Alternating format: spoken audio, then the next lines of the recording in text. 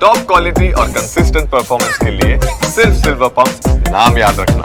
ಇನ್ನು ಚಾಂಪಿಯನ್ಸ್ ಟ್ರೋಫಿಯಲ್ಲಿ ಆರಂಭಿಕ ಪಂದ್ಯದಲ್ಲೇ ಪಾಕಿಸ್ತಾನಕ್ಕೆ ಮುಖಭಂಗವಾಗಿದೆ. ನ್ಯೂಜಿಲೆಂಡ್ ವಿರುದ್ಧ ಹೀನಾಯ ಸೋಲುಂಡಿದೆ ಪಾಕ್. ಇವತ್ತು ಬಾಂಗ್ಲಾ ವಿರುದ್ಧ ಭಾರತ ಸೆಣಸಾಡ್ತಾ ಇದ್ದು ರೋಹಿತ್ ಮತ್ತು ವಿರಾಟ್ ಕೊಹ್ಲಿಯತ್ತ ಎಲ್ಲರ ಚಿತ್ತ ನೆಟ್ಟಿದೆ. ಉದ್ಘಾಟನಾ ಪಂದ್ಯದಲ್ಲೇ ಪಾಕಿಗೆ ದೊಡ್ಡ ಮುಖಭಂಗ. ನ್ಯೂಜಿಲೆಂಡ್ ವಿರುದ್ಧ ಪಾಕ್ ಸೋಲಿಗೆ ಅಭಿಮಾನಿಗಳ ಆಕ್ರೋಶ.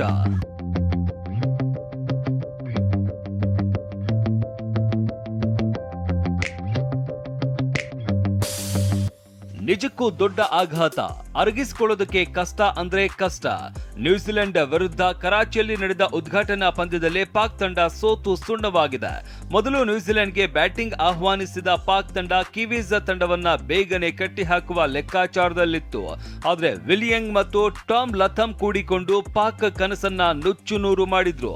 ಪಾಕ್ ಬೌಲರ್ಸ್ಗೆ ಚಳ್ಳೆಹಣ್ಣು ತಿನ್ನಿಸಿದ ಇಬ್ಬರು ಆಟಗಾರರ ಶತಕ ಸಿಡಿಸಿ ಮಿಂಚಿದ್ರು. ಪರಿಣಾಮ ನ್ಯೂಜಿಲೆಂಡ್ ತಂಡ 50 ಓವರ್ಗಳಲ್ಲಿ 5 ವಿಕೆಟ್ ನಷ್ಟಕ್ಕೆ 320 ರನ್ ಕಲೆ ಹಾಕ್ತು. ಪಾಕಿಗೆ ಕೈಕೊಟ್ಟ ಸ್ಟಾರ್ ಬ್ಯಾಟರ್ಸ್ ಬಾಬರ್ ಫ್ಯಾನ್ಸ್ ಕೆಂಗಣ್ಣಿಗೆ ಗುರಿ. ಖ್ಯಾತ ಆಟಗಾರ ಬಾಬರ್ ಅಜಮ್ 90 ಎಸೆತಗಳಲ್ಲಿ 67 ರನ್ ಗಳಿಸಿ ನಿಧಾನಗತಿ ಬ್ಯಾಟಿಂಗ್ ನಿಂದ ಅಭಿಮಾನಿಗಳ ಕೆಂಗಣ್ಣಿಗೆ ಗುರಿಯಾದ್ರು. ಬೇಜವಾಬ್ದಾರಿಯುತ ಆಟವಾಡಿದ ಪಾಕ್ ತಂಡ 260 ರನ್ಗಳಿಗೆ ಆಲ್ಔಟ್ ಆಗಿ 60 ರನ್ಗಳಿಂದ ಹೀನಾಯ ಸೋಲೊಪ್ಪಿಕೊಳ್ತು. ಭಾರತ ವಿರುದ್ಧ ಪಾಕಿಸ್ತಾನಕ್ಕೆ ಮಾಡು ಇಲ್ಲ ಮಡಿ ಪಂದ್ಯ. ಭಾನುವಾರ ನಡೆಯುವ ಭಾರತದ ಎದುರಿನ ಪಂದ್ಯ ಪಾಕಿಗೆ ಡೂ ಆರ್ ಡೈ. ಗೆದ್ದರಷ್ಟೇ ಟೂರ್ನಿಯಲ್ಲಿ ಉಳಿಯಲಿದೆ, ಇಲ್ಲವಾದ್ರೆ ಲೀಗ್ ಹಂತದಲ್ಲೇ ಟೂರ್ನಿಗೆ ಗುಡ್ ಬೈ ಹೇಳಲಿದೆ. ಹೀಗಾಗಿ ಈ ಪಂದ್ಯ ರೋಚಕತೆ ಪಡೆದುಕೊಂಡಿದೆ. ಇಂದು ಬಾಂಗ್ಲಾ ವಿರುದ್ಧ ಟೀಂ ಇಂಡಿಯಾ ಸೆಣಸಾಟ.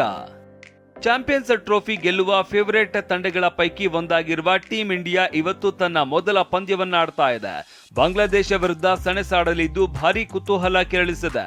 ದುಬೈ ಅಂತಾರಾಷ್ಟ್ರೀಯ ಕ್ರೀಡಾಂಗಣದಲ್ಲಿ ಪಂದ್ಯ ನಡೆಯಲಿದೆ. ರೋಹಿತ್ ಶರ್ಮಾ ಮತ್ತು ವಿರಾಟ್ ಕೊಹ್ಲಿಯತ್ತ ಎಲ್ಲರ ಚಿತ್ತ ನೆಟ್ಟಿದೆ.